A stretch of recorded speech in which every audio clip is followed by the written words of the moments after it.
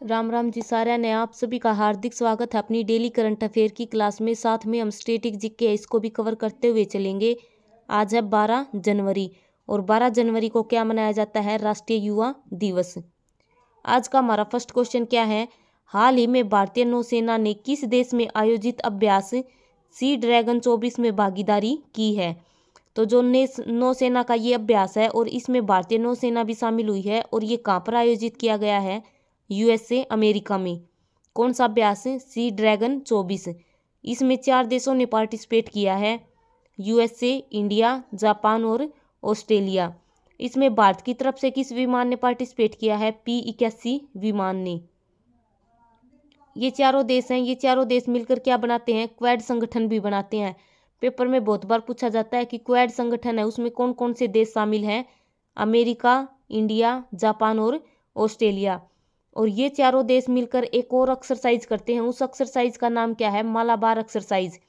Paper में बहुत बार पूछी जाती है कि मालाबार एक्सरसाइज किन किन देशों के बीच में होती है? तो ये 4 देश हैं, याद रखना। इन्हीं को तो क्वाड देश बोला जाता है। मालाबार एक्सरसाइज इन्हीं चारों देशों के बीच में होती है। और अभी 2024 में सी ड्रैगन 24 है, इसका आयोजन कहाँ पर किया गया है? यूएसए में किया गया है। अभी जो 2023 में जितने भी अभ्यास हुए थे, जैसे वज्र प्रहार, तर्कस अभ्यास, कोप इंडिया अभ्यास, ये तीनों अभ्यास हैं, ये किस किस के बीच में होते हैं? भारत और अमेरिका के बीच में होते हैं। और अभी पड़ा है सी ड्रैगन 24, ये भी कहाँ पर हुआ है? अमेरिका में हुआ है। तो वज्र प्रहार, तर्कस, कोप इंडिया भारत और अमेरिका के बीच में होते हैं। साइक्लोन अभ्यास किन किन देशों के बीच में होता है? भारत और मिस्र। और इसका आयोजन कहाँ पर किया गया था? राजस्थान में किया गया था। और अभी ये तो है साइक्लोन, भारत और मिस्र के बीच में। एक और हुआ था चक्रवात अभ्यास, ये कहाँ पर हुआ था? गोवा में हुआ था। इसका आयोजन, कंफ्यूज नहीं होना कहीं इसकी हिंदी बना लो साइक्लोन की, कि साइक्लोन की हिंदी चक्रवात। चक्रवात अलग है, साइक्लोन अलग है। साइक्लोन भारत और मिस्र के बीच में राजस्थान में हुआ था और चक्रवात अभ्यास गोवा में उसका आयोजन किया गया था। धर्मगोर्जन किसके बीच में हुआ था? भारत और जापान के बीच में। दस्तलिक अभ्यास भारत और उज्बेकिस्तान के बीच में। फ्रिंजेक्स 2023 किसके बीच में हुआ? भारत और फ्रांस के बीच में। डेजर्ट फ्लैग, जायद तलवार, ये दोनों इंडिया और संयुक्त अरब अमीरात, इनके बीच में होता है। एकता अभ्यास, एक्विरिन अभ्यास, दोनों भारत और मालदीव के बीच में होते हैं। नोमडिक एलिफेंट अभ्यास भारत और मंगोलिया के बीच में होते हैं। अरीमऊ शक्ति अभ्यास भारत और मलेशिया के बीच में होते हैं। काजिंद अभ्यास भारत और कजाकिस्तान के बीच में होते हैं। अलमोहद अल हिंदी अभ्यास भारत और सऊदी अरब के बीच में होते हैं। ये सभी अभ्यास 2023 में हुए थे, इन्हें याद रखना। अगला क्वेश्चन है, हाल ही में राष्ट्रीय मानव तस्करी जागरूकता दिवस कब मनाया गया है? तो मानव तस्करी जागरूकता दिवस मतलब ह्यूमन ट्रैफिक अवेयरनेस डे कब मनाया गया है? 11 जनवरी को। इसमें क्या है? जो मानव के तस्करी मतलब जो अंगों का विक्रय किया जाता है, जैसे किडनी बेची जाती है, ये सब किस में आते हैं? मानव तस्करी के अंदर आते हैं। तो इसकी जागरूकता दिवस कब मनाया गया है? 11 जनवरी को। हमारा संविधान में एक आर्टिकल है, आर्टिकल 23, जो क्या कहता है? जो मानव अंग है उनका क्रय विक्रय करना, मतलब ये क्या है? एक अपराध है। ये क्या किस में कहा गया है? आर्टिकल 23 में। ह्यूमन ट्रैफिक के बारे में बहुत बार पेपर में पूछा जाता है कि ह्यूमन ट्रैफिक है, ये कौन से आर्टिकल में लिखा हुआ है? आर्टिकल 23 में। बेगार प्रथा, बलात्सरम, इन सब पर रोक है, ये किस आर्टिकल में लिखी हुई है? आर्टिकल 23 में।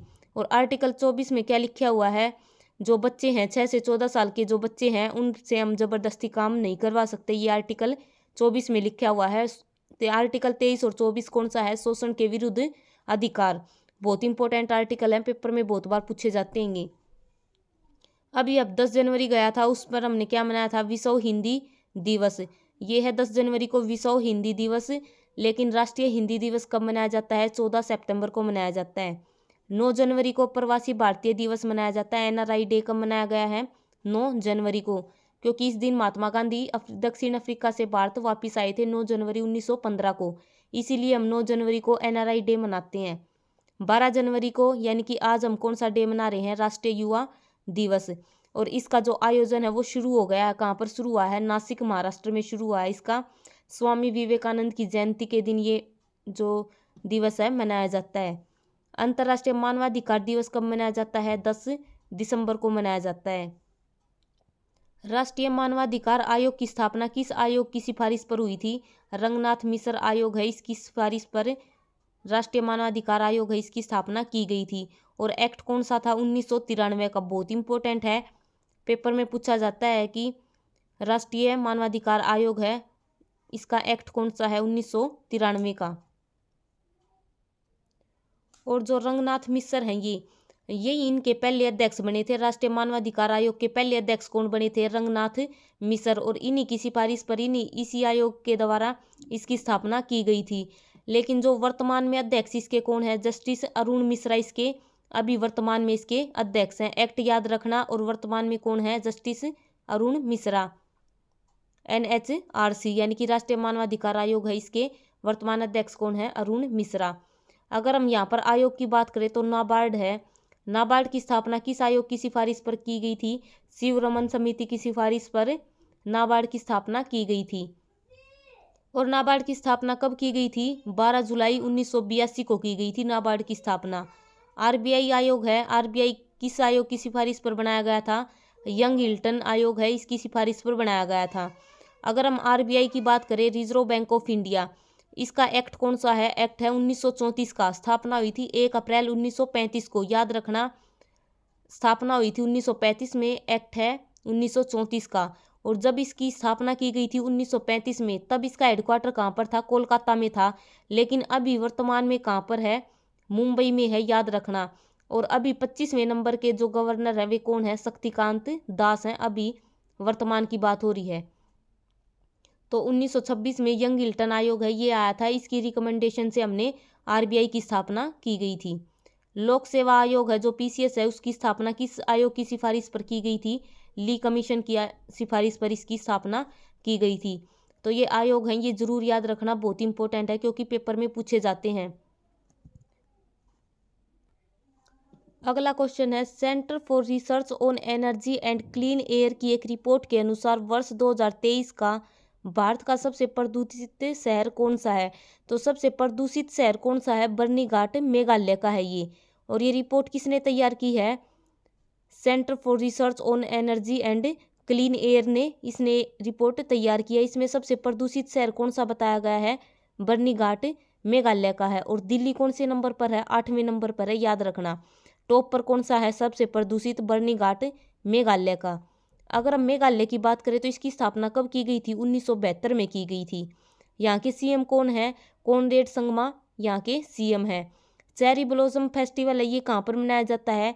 मेघालय में मनाया जाता है। जो गारो खासी जयंती है, ये पहाड़ियाँ हैं, ये जनजातियाँ यहाँ की, ये कहाँ पर पाई जाती है? मेघालय में पाई जाती हैं गारो खासी जयंतियाँ। ये पहाड़ियों के नाम भी हैं और यहाँ की जनजातियों के नाम भी हैं। इसकी स्थापना कब की गई थी? 21 जनवरी 1972 को की गई थी। इस दिन 3 राज्यों की स्थापना हुई थी, त्रिपुरा, मणिपुर और मेघालय। बहुत इंपॉर्टेंट है क्योंकि भारत के जो उत्तर पूर्वी राज्य हैं इनका स्थापना वर्ष जरूर पूछा जाता है। नोकरेक राष्ट्रीय उद्यान, बालपक्रम नेशनल पार्क, ये दोनों राष्ट्रीय उद्यान कहाँ पर हैं? मेघालय में है, नोकरेक और बालपक्रम। CM कौन है? कॉनरेड संगमा। और इनकी पार्टी कौन सी है? नेशनल पीपल पार्टी इनकी है। और इसका सिंबल क्या है? बुक। भारत की 100वीं स्मार्ट सिटी कौन सी है? शिलोंग। पहली कौन सी है? भुवनेश्वर। 100वीं कौन सी है? शिलोंग। और मेघालय का एक मासिनराम है जहाँ पर सबसे अधिक बरसात होती है। और चेरापूंजी भी कहाँ पर है? मेघालय में। यह गारो खासी जयंती ये भी कहाँ पर है? मेघालय में है। अगला क्वेश्चन है, स्काई ट्रैक्स के अनुसार वर्ष 2023 का विश्व का सबसे सर्वश्रेष्ठ हवाई अड्डा कौन सा है? तो स्काई ट्रैक्स ने सबसे टॉप हवाई अड्डा कौन सा बताया है? चांगी अंतर्राष्ट्रीय हवाई अड्डा। ये कहाँ का है? ये सिंगापुर का है। और सेकंड नंबर पर कौन सा है? अमास अंतर्राष्ट्रीय हवाई अड्डा जो कतर में है। तो सबसे टॉप पर कौन सा है? चांगी अंतर्राष्ट्रीय हवाई अड्डा। सेकंड नंबर पर कौन सा है? अमास अंतर्राष्ट्रीय हवाई अड्डा। और थर्ड नंबर पर कौन सा है? टोक्यो अंतर्राष्ट्रीय हवाई अड्डा। ये 3 टॉप के हैं। हमने सबसे टॉप वाला याद रखना है, चांगी अंतर्राष्ट्रीय हवाई अड्डा सिंगापुर का है ये। विश्व का सबसे खूबसूरत एयरपोर्ट कौन सा बताया गया है? कैंपगोड़ा एयरपोर्ट। और ये कहाँ पर है? बेंगलुरु, बेंगलोर कर्नाटक में है। ये हमारा विश्व का सबसे खूबसूरत एयरपोर्ट घोषित हुआ है। मोगा एयरपोर्ट है, ये कहाँ पर है? ये गोवा में है। और इसका अभी नाम बदलकर क्या रख दिया गया है? मनोहर पारिकर एयरपोर्ट रख दिया गया है। वीर सावरकर एयरपोर्ट कहाँ पर है? अंडमान निकोबार में है। अगर हम यहाँ पर अंडमान निकोबार की बात करें, इन दोनों के बीच में कितने डिग्री चैनल है? 10 डिग्री चैनल है। यहाँ की सबसे ऊंची चोटी कौन सी है? Saddle peak. Mahatma Gandhi marine national park कहाँ पर है? अंडमान निकोबार में स्थित है।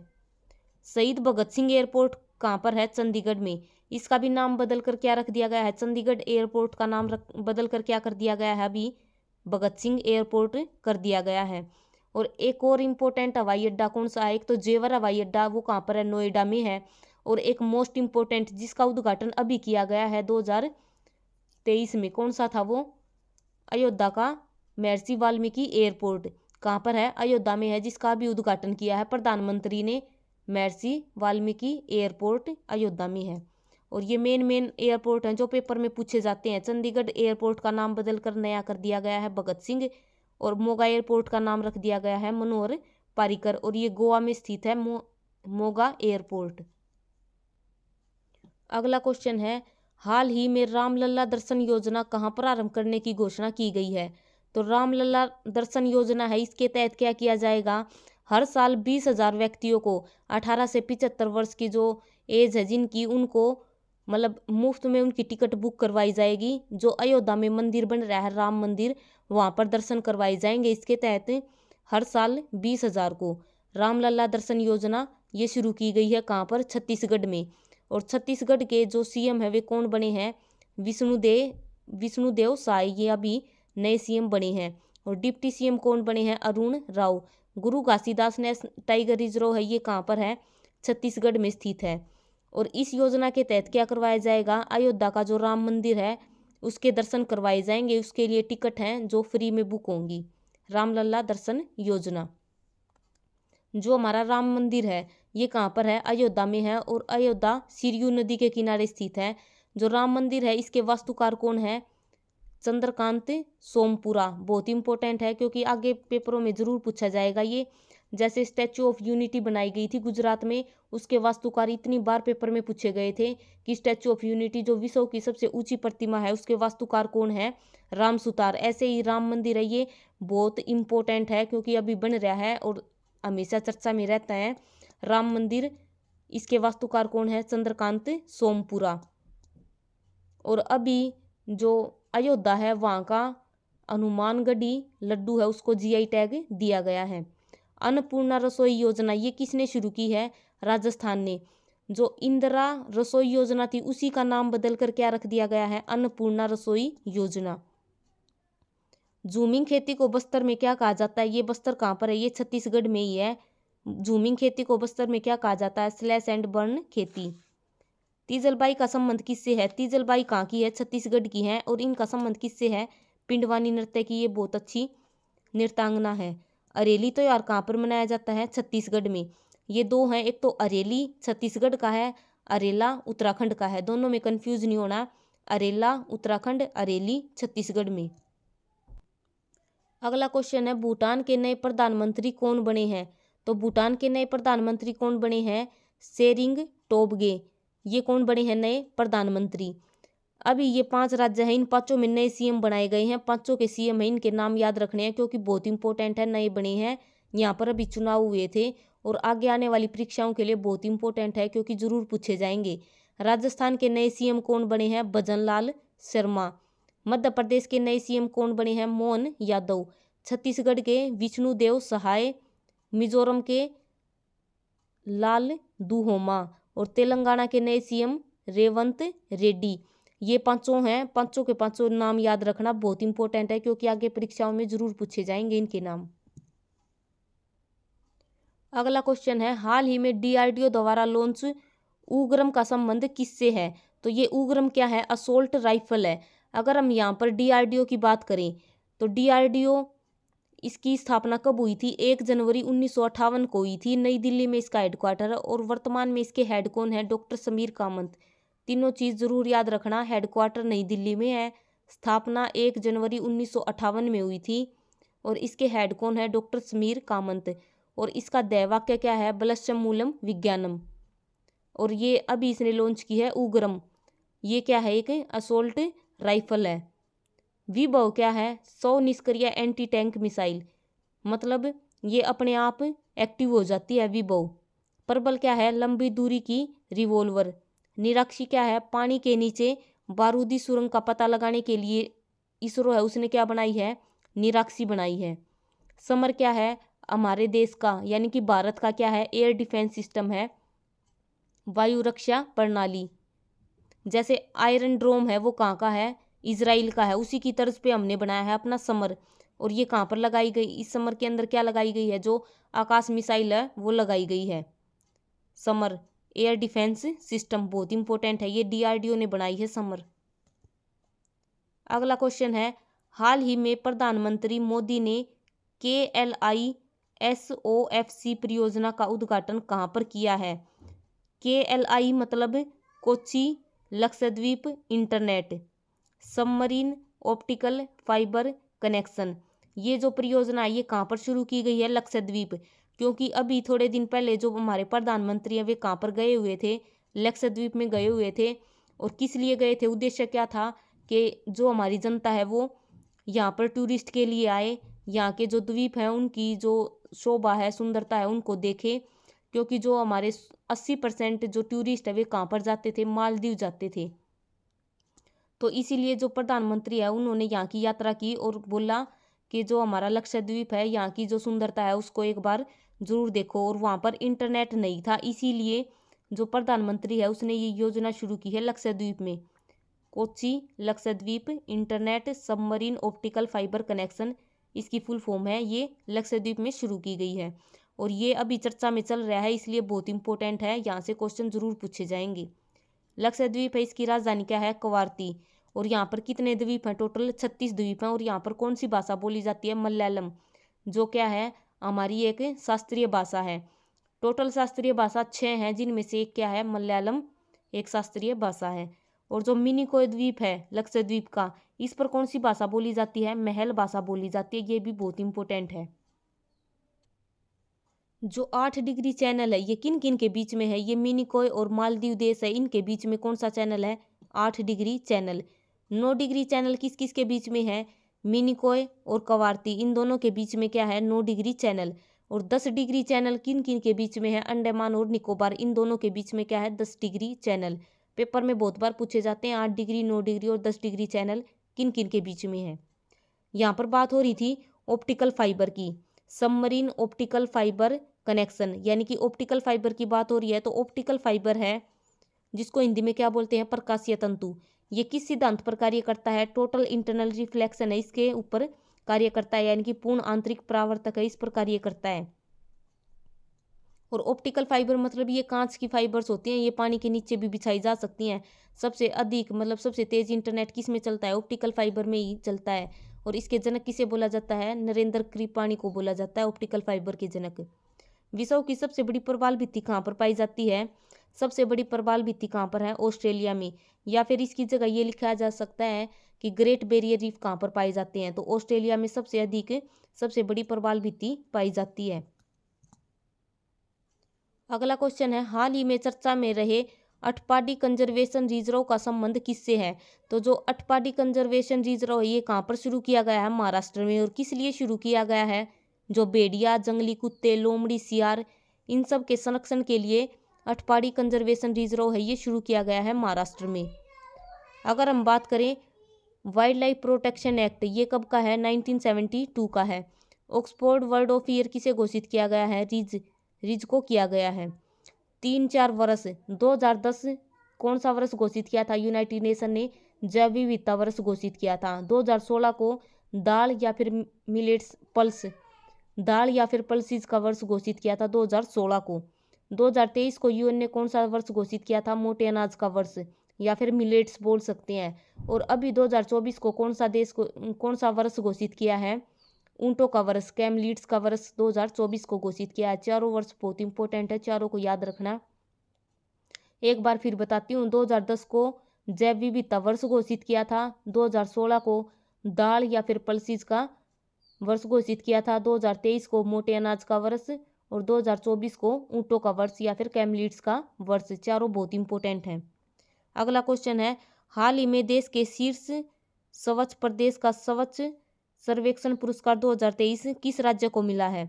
तो स्वच्छ सर्वेक्षण पुरस्कार है ये कौन से राज्य को मिला है? महाराष्ट्र को मिला है। अगर हम यहाँ पर शहरों की बात करें तो शहरों में टॉप पर कौन सा है? इंदौर और सूरत। अगर हमसे राज्य पूछा जाए तो कौन सा है? महाराष्ट्र टॉप पर। अगर हमसे शहर पूछा जाए 1 लाख से अधिक आबादी वाले शहरों में टॉप पर कौन है? सूरत, फिर इंदौर, फिर सूरत और थर्ड नंबर पर कौन सा है? नवी मुंबई। और 1 लाख से कम वालों में कौन सा है? सासवाद और पाटन। ये क्या है? 1 लाख से कम वालों में।